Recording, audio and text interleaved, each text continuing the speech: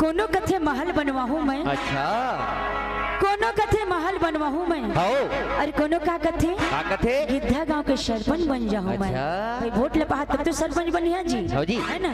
तो भजन में झमाझम ताली के साथ आप लेना है सबो जुले निवेदन। रामैया गे गाया वदमा रामैया गे ना खुशी छागे गाया वदमा खुशी छागे ना।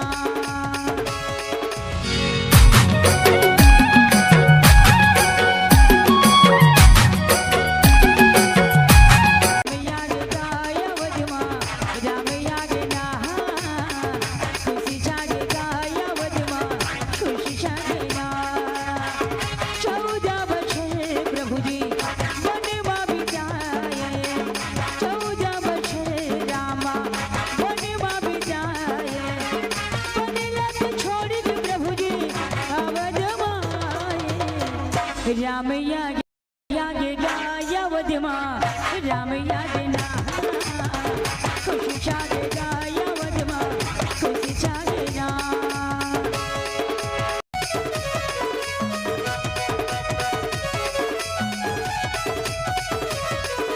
जय हो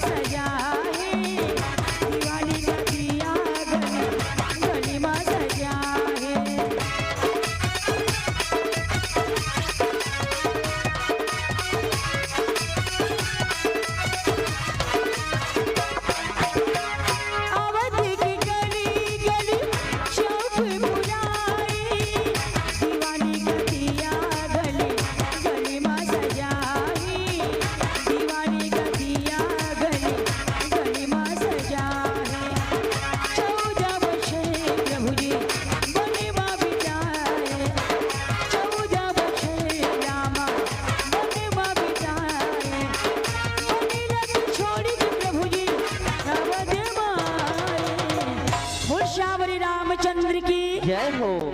कोनो कथे महल बनवाहू मैं। अच्छा कोनो कथे महल बनवाहू मैं। हो अरे कोनो का कथे गिद्धा गांव के सरपंच बन जाऊं मैं। भाई वोट ले पहा तब तो सरपंच बनिया जी हो जी है ना। तो भजन में झमाझम ताली के साथ आप लेना है सबो जुले निवेदन। रामैया गे गाया वदमा रामैया गे ना खुशी छागे गाया वदमा खुशी छागे ना।